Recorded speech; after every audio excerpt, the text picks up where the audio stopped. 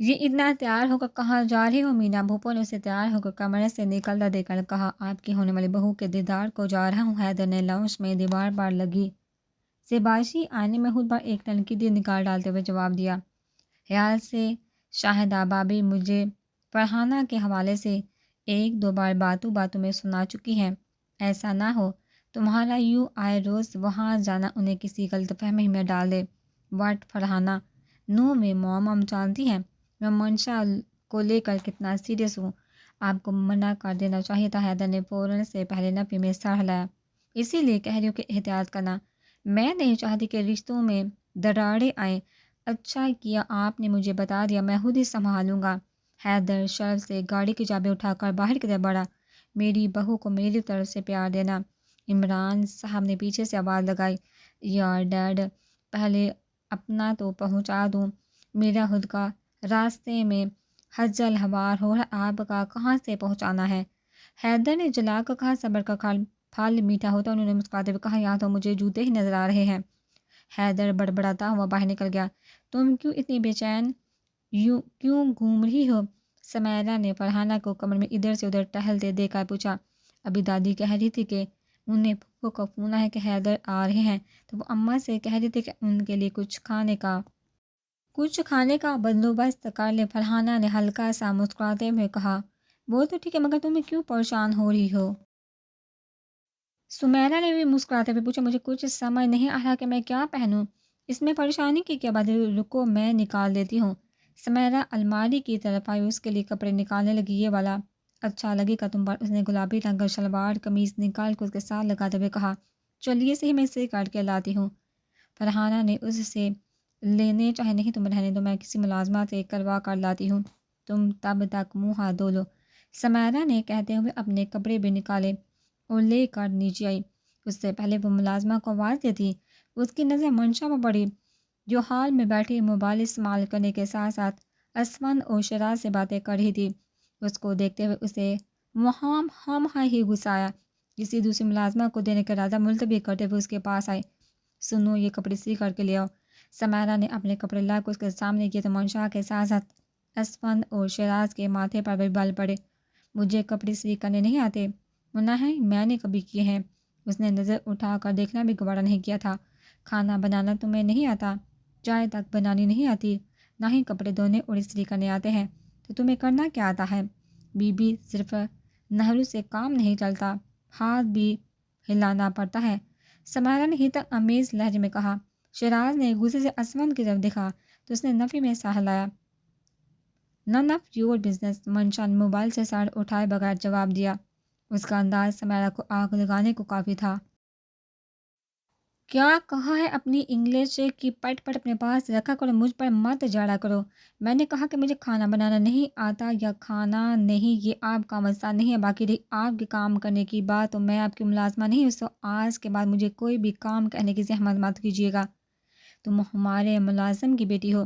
اس کے ٹھنڈے لہجے پر اس نے زہر اگلتے ہوئے اس کو غصہ دلانا چاہا، مگر وہ نہیں جانتی تھی کہ اپنے پرسکون انداز سے دوسروں کا بھی رہائی کرنا سامنے کھڑی آفت کا حادثہ تھا، تو اس نے پلکیں جھپک کر اسے مزید تعاون دلایا۔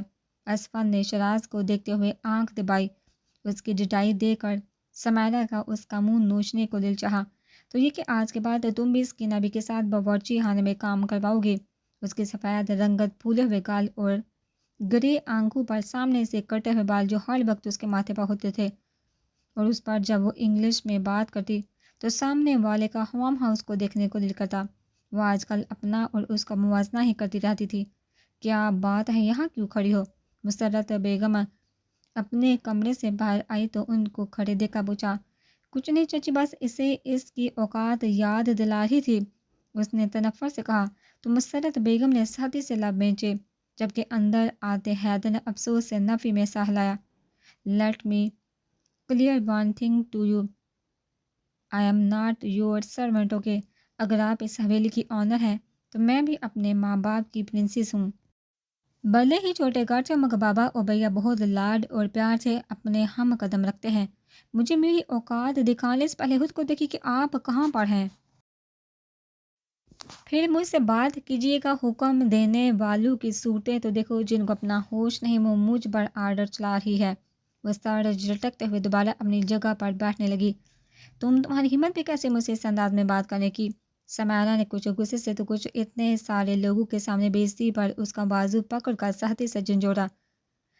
نہ یہ نہیں کرنا ورنہ میں لحاظ نہیں کروں گی۔ یہ جو آپ کا بڑی ذات کا غرور ہے نا، اس کو مٹی میں ملا کر رکھ دوں گی۔ پلٹ کر ایک ملازم کی بیٹی سے تھپڑ کھاتی کچھ چچیں گی نہیں۔ منشا نے اس کا ہاتھ پکڑ کر پوری قوت سے جھٹکا۔ آئندہ کے لیے احتیاط کیجیے گا۔ آج تو خاموش ہوگی ورنہ لحاظ نہیں کروں گی۔ And I really mean it. انگلی اٹھا کر اسے وارن کرتی وہ باہر نکل گئی۔ اگر خود میں برداشت نہ ہو تو کسی دوسرے کو تانے دے کر اکساتے نہیں۔ مسرت بیگم نے اس کی متغیر ہوتے رنگت دیکھتے ہوئے کہا اور اسود کے پاس آ بیٹھی۔ اس بات کا یقین رکھنا کہ ہماری بہن میدان چھوڑنے والوں میں سے ہرگز نہیں ہے۔ اسود شراز کی طرف جھک کر سرگوشی کرتا ہوا بولا، یہ منشا ہی تھی نا؟ شراز جرجی لیتا ہوا سیدھا ہوا، میں ایسے ہی تو اسے آفت زدہ علاقہ نہیں کہتا۔ حیدر نے دروازے کی طرف دیکھتے ہوئے کہا، تم ذرا تمیز سے رہا کرو ورنہ کسی دن پیٹو گے میرے ہاتھوں۔ شراز نے اسے گھورا، پورا ٹبر ہی دہشت گردوں سے تعلق رکھتا ہے۔ حیدر کھوٹتے ہوئے سوچا۔ حیدر اسے ڈھونڈتا ہوا باہر آیا تو وہ کوارٹر کے دروازے میں بیٹھی تھی۔ وہ بھی خاموشی سے اس کے پاس آ کر بیٹھ گیا۔ منشا نے گردن موڑ کر اسے دیکھا، پھر رخ موڑ کے حیدر کا اس کا جھمکا ڈھونڈ کر دینے کا آئیڈیا کام کر گیا تھا۔ وہ اب اس سے بات چیت کیا کرتی تھی۔ کچھ دیر تک دونوں کے بیچ خاموشی چھائی رہی، جس سے بالآخر حیدر کو ہی توڑنا پڑا۔ کیا ہوا؟ ابھی تک غصہ ٹھنڈا نہیں ہوا؟ ٹھیک ہوں میں، آپ بتائیے کیسے ہیں؟ اس نے آہستگی سے پوچھا۔ میں تو ایک دم فریش ہوں، کوئی کمی تھی بھی تو یہاں آ کر ختم ہو گئی۔ حیدر مسکراتے ہوئے بولا، آپ کے علاوہ کوئی اور بھی ہے جو ایک دم فریش ہو گیا ہے بلکہ اڑا پھر رہا ہے؟ منشا نے حویلی کے اندرونی دروازے سے باہر آتے فرحانہ کو دیکھتے ہوئے کہا، کون کس کی بات کر رہی ہو؟ حیدر نے ناسمجھی سے اسے دیکھا تو اس نے فرحانہ کی طرف اشارہ کیا۔ اس نے مڑ کر دیکھا تو اس کی ساری خوشگواریت اڑن ہو گئی تھی۔ آپ کے آنے کا سن کر ہی کھل گئی تھی۔ لگتا ہے آپ کی محبت میں گرفتار ہے، منشا نے مسکراتے ہوئے کہا۔ فرحانہ ان کے پاس آئی تو حیدر جواب دینے کے بجائے خاموش ہو گیا۔ اماں کہہ رہی ہے کہ کھانا کھا کر جائیے گا۔ فرحانہ نظریں جھکا کہا تو منشا کی ہنسی چھوٹی۔ یہ کہنے کے لیے تم کسی ملازمہ کو بھی بھجوا سکتی تھی، خدانے کی کیا ضرورت تھی؟ حیدر نے منشا کو ہنستے دیکھ اسے گراتے ہوئے بے آواز سوری کہتے ہوئے خاموش ہو گئی۔ وہ مجھے اماں نے بھیجا ہے، اس نے دوپٹہ انگلی پر لپیٹتے ہوئے جواب دیا تو منشا جلدی سے منہ پر ہاتھ رکھ کر ہنسی روکنے کی کوشش کرنے لگی۔ جاؤ تم، میں آ جاؤں گا، اس نے انتہائی روکھے انداز میں کہا تو وہ دل محسوس کر رہے گی۔ اب جاؤ، کھڑی میرا منہ کیا دیکھ رہی ہو؟ اس کو وہیں کھڑا دیکھا حیدر نے غصیلے لہجے میں کہا تو وہ جلدی سے اندر کی طرف بھاگی۔ اس نے سر جھٹکتے ہوئے منشا کی جانب دیکھا جو دونوں ہاتھ منہ پر رکھے ہنسی روکنے کی کوشش کر رہی تھی۔ تمہیں بڑی ہنسی آ رہی ہے۔ حیدر نے اسے گھورا تو اس نے جڑ سے نفی میں حصہ لیا اور کوشش کے باوجود اس کا زبردست قہقہ بلند ہوا۔ اس کو یوں ہنستا پا کر وہ بھی رخ موڑ کر مسکرا دیا۔ ہنس کیوں رہی ہو؟ اس کو مسرسا ہنستا دیکھ اس نے پوچھا۔ آپ کی محبت کی عظیم داستان پر ہنس رہی ہوں۔ ایک طرف آپ ہیں، روز سفید اور کالے کرتے شلوار قمیض پہن کر آ جاتے ہیں، اور ایک یہ ہیں جو 19 کی ہرمن بنی دوپٹہ انگلی پر لپیٹ ہی ہے۔ مزہ آ گیا۔ تم غلط سمجھ رہی ہو، ایسا کچھ نہیں، میں تو کسی اور سے محبت کرتا ہوں، آپ سے نہیں، بچپن سے، اور انشاءاللہ شادی بھی اسی سے ہی کروں گا۔ حیدر نے اس کی بات سن کر جلدی سے کہا تو پھر اس بیچاری کو کیوں غلط فہمی میں ڈال رہے ہو؟ ویسے بھی کسی کا دل نہیں توڑنا چاہیے، محبت میں کون سا کسی کا اختیار ہوتا ہے، یہ تو کبھی بھی کسی سے بھی ہو سکتی ہے۔ منشا نے ہمدردی سے فرحانہ کی بوجھ کو دیکھا۔ تمہاری یہ دوسری بات میں یاد رکھوں گا، کبھی کبھی میرے کام آ سکتے ہیں، مطلب تو پھر کبھی سمجھاؤں گا۔ ابھی ایک بات کہوں، اگر تم مائنڈ نہ کرو تو؟ اس نے مسکراتے ہوئے پوچھا۔ ہاں کہو، اس نے سر اٹھا کر اسے دیکھا۔ تمہاری آنکھیں بہت پیاری ہے، گرے آئیز تم پر اچھی بھی بہت لگتی ہیں، اس نے اس کی آنکھوں میں جھانکتے ہوئے گہری مسکراہٹ سے کہا۔ دروازے کے پاس کھڑی فرحانہ نے مڑ کر دیکھا تو وہ وہی حیدر جو اس سے سختی سے بات کر رہا تھا، منشا کے ساتھ ہنس ہنس کر بول رہا تھا۔ اس نے منشا کو حسرت سے دیکھتے ہوئے اندر کی جانب قدم بڑھائے۔ پتہ نہیں کس پر چلی گئی ہے، حالانکہ فیملی میں کسی کی بھی نہیں ہے۔ منشا نے اس کا مطلب سمجھے بغیر اپنا دکھ دہرایا۔ تمہاری ماما کی ہے نا؟ حیدر روانی میں بولا۔ کہاں؟ اماں کی آنکھیں کالی ہیں اور بھیا کی بھی پاپا کی براؤن، ایک میری ہی ڈیپ فرینڈ ہیں۔ اس نے منہ بنائے۔ مجھے بہت پسند ہے، ہماری فیملی میں صرف مسلم پھوپھو کے اور ان کے بعد تمہاری۔ ہم مسرت آنٹی کی بھی میری طرح ہے، اور وہ تو آپ کی ممانی نہیں ہے۔ منشا نے اس کی ممانی کے بجائے پھپھو کہنے پر پوچھا۔ ممانی اور پھپھو دونوں حیدر کا اتنے میں ملازمہ نے اس سے آ کر صفیہ خاتون کا پیغام دیا کہ اس سے بلا رہی ہیں، تو وہ اٹھ کر چلا گیا۔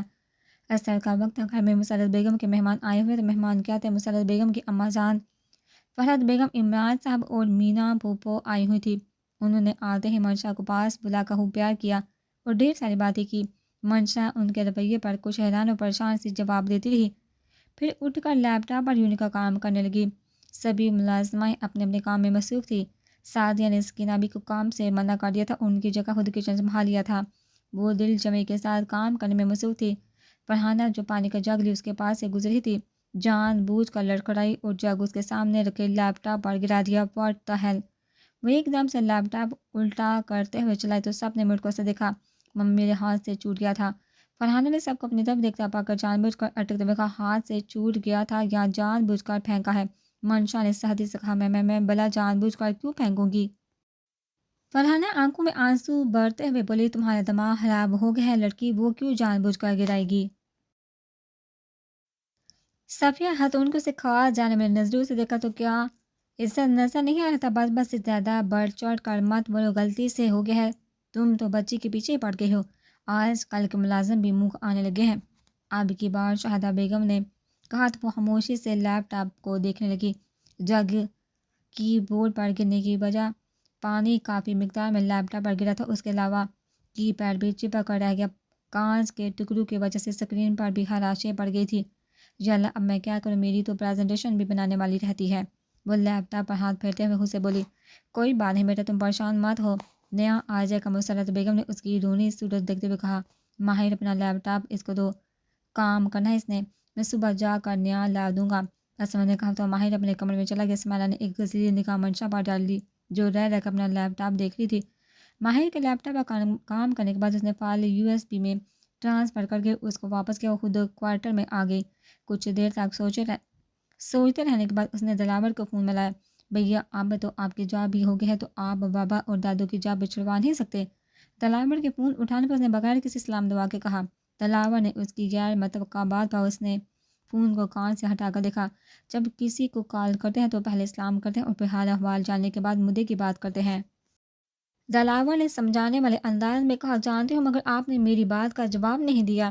آپ پلیز بابا اور دادی سے کہیے کہ وہ جاب چھوڑ دیں اور ہمارے ساتھ شہر چلیں۔ ہوا کیا ہے، کیوں اتنی جذباتی ہو رہی ہو؟ دلاور نے اس کی ایک ہی رٹ سے اکتا کر کہا، جس کو دیکھو مجھے ذلیل کرتا رہتا ہے۔ یہاں کے لوگ ہر وقت مجھے ملازم کی بیٹی ہونے کا طعنہ دیتے رہتے ہیں، مجھے نہیں رہنا یہاں پر۔ آپ بس بابا کی جاب چلوائیے اور ان کو شہر بلوائیے، اگر نہیں کر سکتے تو مجھے شہر آنے دیں، میں ہاسٹل میں رہ لوں گی۔ ابھی یہ سب بہت مشکل ہے، میں آہستہ آہستہ یہ سب بھی کر لوں گا۔ ہاں، آپ اپنے کام سنوارتے رہیے گا، ماں بہن کو چاہے کوئی تانے دے کر مار دے، آپ کو کیا پرواہ؟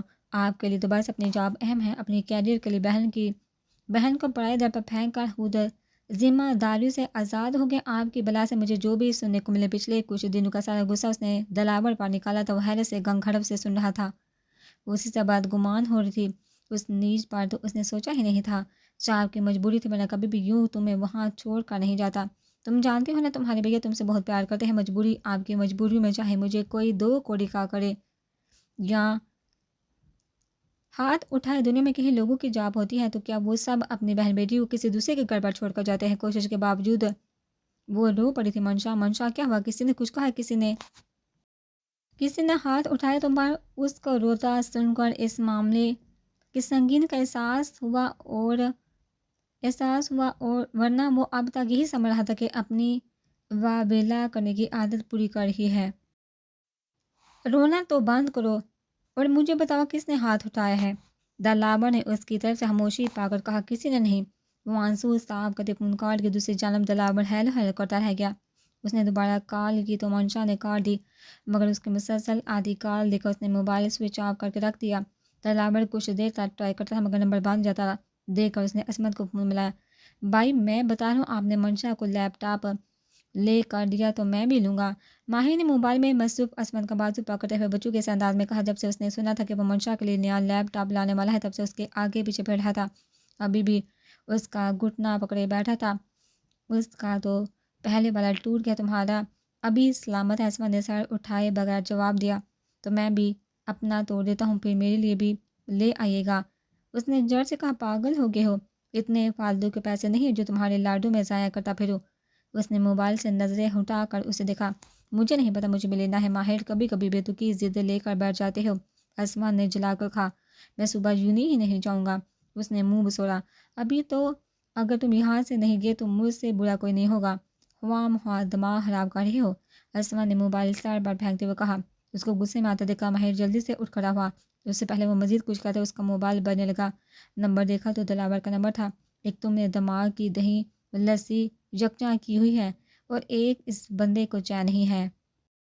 اسفن بڑبڑاتا ہوا کال ریسیو کر کے کان سے لگانے لگا کہ ماہر نے اس کے ہاتھ سے جپٹا، کیا مسئلہ ہے؟ ماہر نے کاٹ کھانے والے لہجے میں کہا۔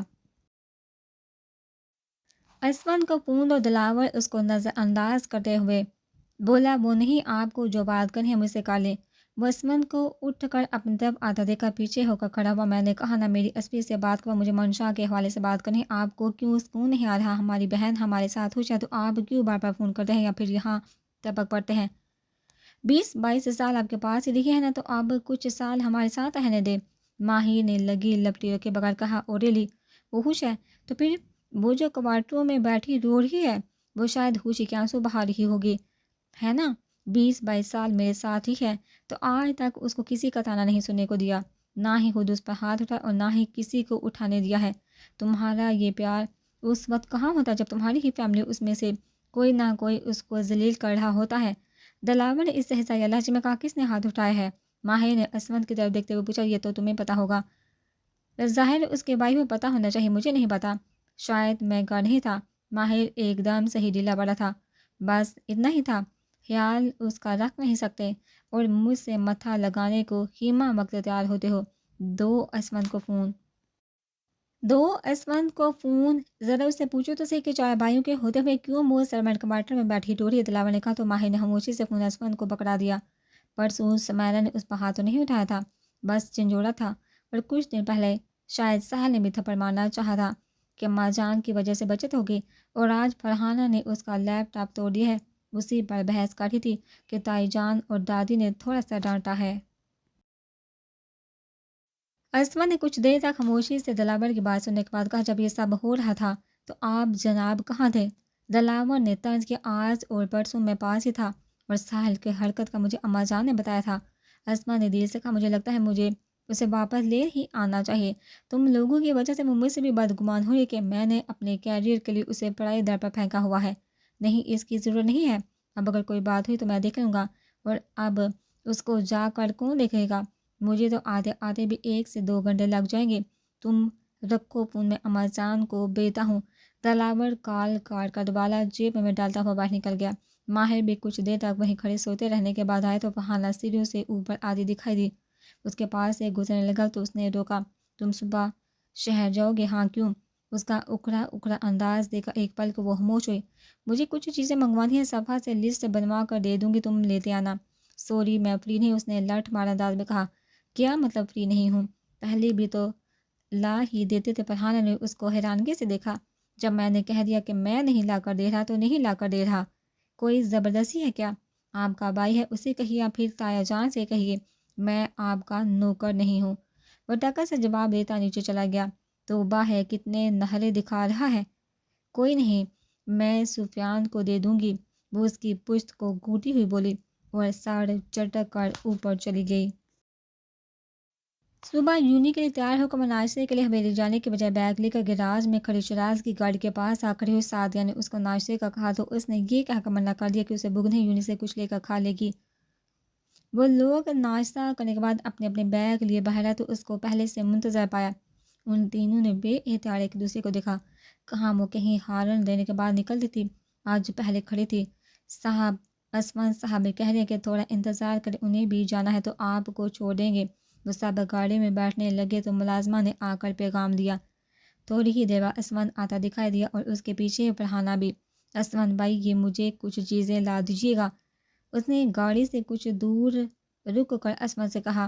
ماہر اسمن کو لسٹ پکڑتا دیکھا بیگ گاڑی میں بیگ سر پر پھینکتا ان کی طرف آیا۔ مجھے دکھانا کیا کیا چیزیں ہیں؟ ماہر اسمند کے ہاتھ سے لیتا ہوا بولا اور اگلے ہی لمحے پرچی کو 4 ٹکڑوں میں پھاڑ کر فرحانہ کے ہاتھ میں رکھا۔ اسمند منہ کھولے اسے دیکھ رہا تھا، جس کے چہرے پر مذاق یا شرارت کی رمق تک نہیں تھی۔ میں نے رات کو جب منع کر دیا تھا تو پھر ہمیں کیا بتا نوکر سمجھ رکھا ہے؟ ہمیں کیا اپنا نوکر سمجھ رکھا ہے؟ اس نے تلخی سے کہا۔ ماہر کیا بدتمیزی ہے؟ اسمند نے فرحانہ کو حفاظت زدہ ہوتے ہوئے دیکھ کر آنکھیں دکھائی۔ میں نے کوئی بدتمیزی نہیں کی، اپنی یہ فرمائشیں اپنے باپ بھائی سے کہا کرنا، ہمیں سمجھ کیا رکھا ہے؟ ماہر چلیے بھائی ہم لیٹ ہو رہے ہیں، منشا کی پریزنٹیشن ہے۔ ماہر اسے بازو سے پکڑ کر گاڑی کی طرف کھینتا ہوا لے گیا۔ اسمند ڈرائیونگ سیٹ پر بیٹھا، منشا اس کے برابر فرنٹ سیٹ پر بیٹھی تو شراز اس کی طرف کا دروازہ بند کرتا پچھلی سیٹ پر ان دونوں کے ساتھ جا بیٹھا۔ تو اسمند نے گاڑی سٹارٹ کر کے بس کہ فرحانہ حیرت سے اس کے رات کے بدلے رویے کے بارے میں سوچتی واپس پلٹ کے تم نے ناشتہ کیوں نہیں کیا؟ اسمند نے شیشے سے باہر جھانکتی منشا کی طرف دیکھتے ہوئے پوچھا۔ ایسے ہی بھوک نہیں تھی، اس نے آہستگی سے کہا۔ ناشتہ نہیں چھوٹے، چاہے تھوڑا ہی سے مگر کرنا ضرور چاہیے، اسمند سمجھانے والے انداز میں بولا تو اس نے سر ہلا دیا۔ یوں نہیں جا کر کیفے سے ناشتہ کرنا پھر کلاس اٹینڈ کرنے جانا ٹھیک ہے؟ شراز گڑیا کو ناشتہ کروا کر بھیجنا؟ اسمند نے گردن موڑ کر کہا۔ ہم بھی کریں گے، کیوں سیفی بلکہ ایک کام کرتے ہیں، منشا کی فرسٹ لیکچر میں ہی پریزنٹیشن ہے تو فری ہو کر کہیں باہر جا کر کھانا کھائیں گے۔ ہمیشہ کی طرح ماہر کی میں بھی ہوں کی صدا بلند ہوئی تھی۔ ہاں یار آئیڈیا برا نہیں، مگر بل شراز پے کرے گا۔ سفیان نے بھی تائید کی۔ منشا سے پوچھ لو، مجھے تو کوئی اعتراض نہیں، شراز نے مسکراتے ہوئے کہا۔ جیسے آپ لوگوں کی مرضی، وہ دھیرے سے کہتی دوبارہ کھڑکی کی طرف منہ موڑ گئی۔ ان سب نے ایک دوسرے کی طرف دیکھتے ہوئے نفی میں سر ہلایا۔ وہ گھٹنوں پر سر رکھ کے نچلی سیڑھی پر بیٹھی تھی۔ پچھلے 2 دن سے خاموش تھی، اگر کوئی کچھ کہہ دیتا تو بس ہوں ہاں کہہ کر خاموش ہو جاتی۔ شاید وہ سمجھ چکی تھی کہ یہ اس کا گھر نہیں جہاں وہ اپنی من مرضی کرتی پھرے۔ صفیہ خاتون صحیح کہتی تھی، یہ ان کا گھر ہے، ہم تو ملازم ہیں یہاں پر، اور اب تو بھیا بھی یہاں چھوڑ کر چلے گئے ہیں، پتہ نہیں کب تک یہاں رہنا پڑے۔ میں ایسے ہر کسی سے لڑ جھگڑ کر نہیں رہ سکتی، مجھے سمیرا آپی سے بھی سوری کر لینی چاہیے، ایک تو وہ اس گھر کی مالکن ہے، اوپر سے بڑی بھی ہیں، تو میں نے کتنی بدتمیزی کی تھی ان سے۔ وہ کافی دیر سے اپنی سوچ میں مگن تھی۔ شاہدہ بیگم مسرت بیگم شہر جانے کے لیے تیار ہو کر نیچے آئی۔ سمیرا آ جو، ہمیں دیر ہو رہی ہے۔ شاہدہ بیگم نے باہر نکلتے اسے آواز دی۔ مسرت بیگم اس کے پاس کھڑی ہوگی۔ کیا بات ہے میری بیٹی اتنی افسردہ کیوں بیٹھی ہے؟ مسرت بیگم نے جھک کر اس کی تھوڑی اوپر کرتے ہوئے پوچھا۔ بس ایسے ہی، اس نے ہولے سے کہا۔ پھر بھی کوئی بات تو ہے جو اتنی سنجیدہ بیٹھی ہو؟ کوئی خاص بات نہیں، بس ایسے ہی گھر یاد آ رہا ہے، میں شہر جا رہی ہوں، تم چلو گی؟ مسرت بیگم نے اس کے بعد ماتھے سے پیچھے کی تو اس نے نفی میں سر ہلا دیا۔ وہ جب بھی کسی بات پر اپسیٹ یا کسی سے ناراض ہوتی تھی، زبان کے بجائے سر ہلانے پر ہی اکتفا کیا کرتی تھی۔ ٹھیک ہے، اپنا خیال رکھنا۔ اس کا گال تھپ تھپا کر چلی گئی۔ سمیرا بھی اس پر ایک کڑی نگاہ ڈالتی چلی گئی۔ وہ دوبارہ سے اپنی اسی پوزیشن میں چلی گئی۔ تھوڑی دیر بعد فرحانہ سحر کے لیے چائے بنا کر کچن سے نکلی۔ اس پر نظر پڑی تو خود جانے کا ارادہ ملتوی کرتی وہ اس کے پاس آئی۔ یہ چائے لے جا کر بائی کو دے آؤ۔ میں تم سے مخاطب ہوں بی بی، یہ چائے دے آؤ صاحب کو۔ فرحانہ نے اس کا دھیان نہ پا کر تھوڑی اونچی آواز میں کہا تو وہ گہری سانس لیتی اٹھ کھڑی اور اس کے ہاتھ سے ٹرے لے کر اوپر کی طرف چل دی۔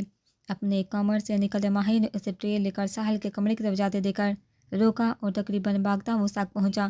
یہ کہاں لے کر جا رہی ہو؟ فرحانہ بی بی نے دی ہے کہ ساحل صاحب کو دے آؤ، ادھر مجھے دو، میں دے دیتا ہوں، اور تمہیں اس طرح کے کام کرنے کی کوئی ضرورت نہیں، آئندہ اگر کوئی کام کہے تو منع کر دینا۔ ماہر اس کے ہاتھ سے ٹرے لیتا ہوا سنجیدگی سے بولا۔ ملازم کام سے منع نہیں کیا کرتے، اس نے بے تاثر لہجے میں کہا۔ تمہیں جتنا کہے اتنا کرو، زیادہ دماغ چلانے کی ضرورت نہیں، اب جاؤ۔ اسے واپس بھیج کر وہ ساحل کے کمرے کی طرف بڑھا۔ اسے چائے دے کر وہ واپس سفیان کے کمرے میں آئے۔ یہ فرحانہ آپی کا کچھ کرنا پڑے گا، پہلے سمیرا آپی اور اب یہ۔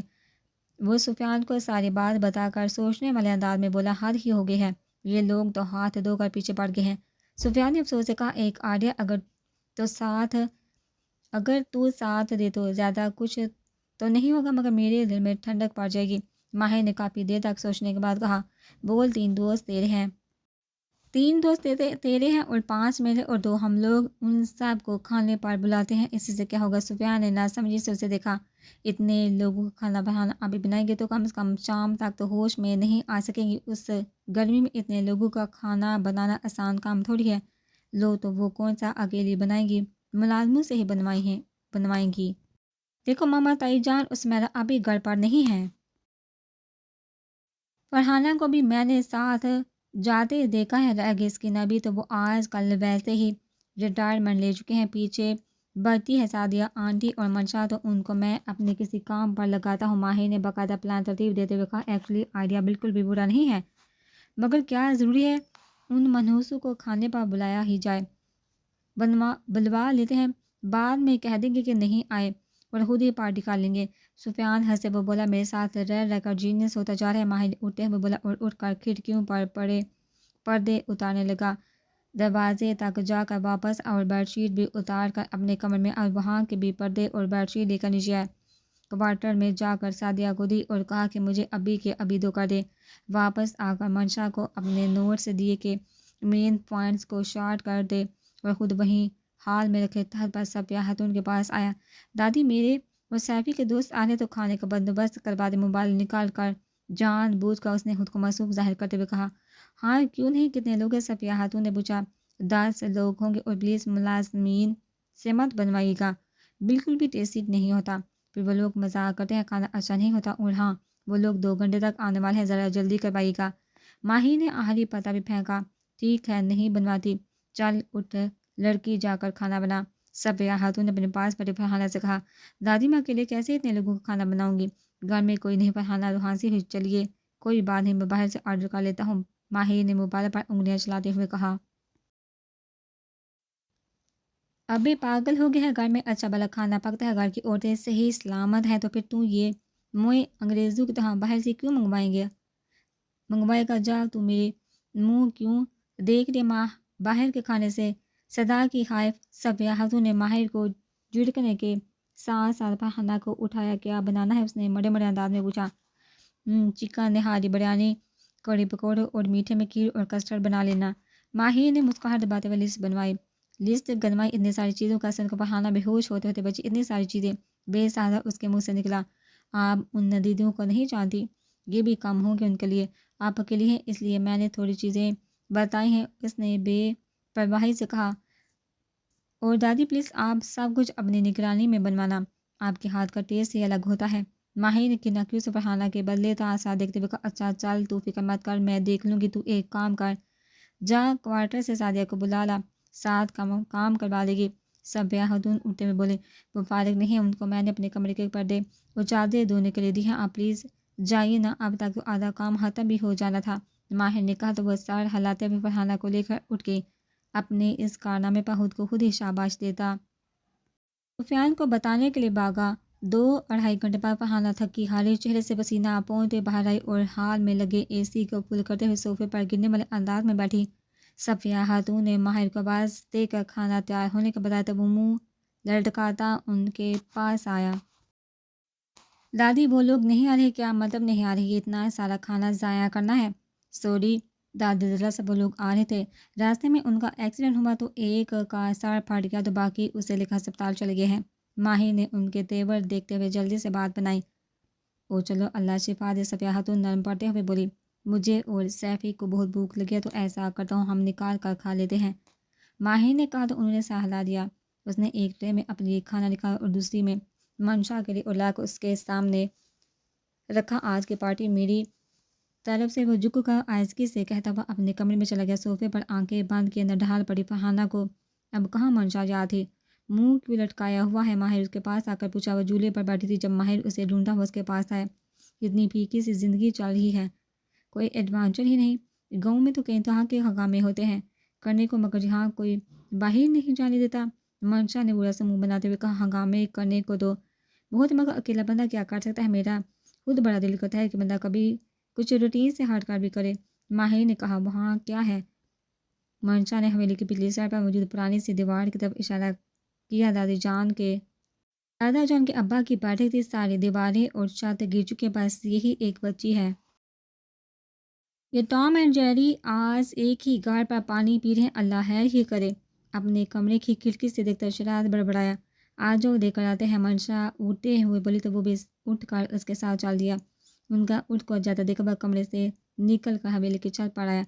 उनको दीवार के पास खड़ा देखकर وہ حیران ہوتا وہیں کھڑا ہو کر دیکھنے لگا۔ دیوار کے پاس پہنچ کر وہ کھڑی ہو کر اس کا معائنہ کرنے لگی، پر ساتھ ساتھ کچھ سوچ بھی رہی تھی۔ دیوار قدیم دور کی کچی اینٹوں کی بنی ہوئی تھی، جو نیچے سے توڑ زدہ ہو کر بڑبڑی ہو چکی تھی۔ ساری سطح پر پڑی دراریں واضح نظر آ رہی تھی۔ کچھ دراریں اتنی بڑی تھی کہ ان سے دوسری طرف دیکھا جا سکتا تھا، اور کچھ حال ہی کی طرح باریک تھی ایک طرف سے کچھ ٹکڑے گر چکے تھے۔ ایک دم سے ہمانشاہ کی آنکھیں چمکی، جیسے شکار کو دیکھ کر شکاری کی آنکھوں میں چمک ابھرتی ہے۔ کس سوچ میں ڈوب گئی اس کا خاموش پاکا ماہر نے پوچھا، کیوں نہ یہ دیوار گرائی جائے؟ اس میں کیا بڑی بات؟ بیچاری پہلے ہی اپنے آپ سے مجبور کھڑی ہے، ایک دھکا دوں گا تو نیچے آ جائے گی۔ ماہر آستینے اوپر کرتا ہوا آگے بڑھا، نہیں ایسے مزہ نہیں آئے گا، کچھ اس انداز میں گراؤ کہ ایک دھماکہ ہو، آواز دور دور تک جائے، آس پاس کے لوگ گھروں سے نکل آئے، ایک تھرتھری سی مچنی چاہیے۔ وہ دیواروں کے چاروں طرف گھومتی ہوئی بولی۔ تو اس نے آنکھیں پاری، مثلاً بارود سے اڑاتے ہیں۔ اس کی نہایت ہی آرام سے کی گئی بات پر ماہر گرتے گرتے بچا، ایسے کیا دیکھ رہی ہو؟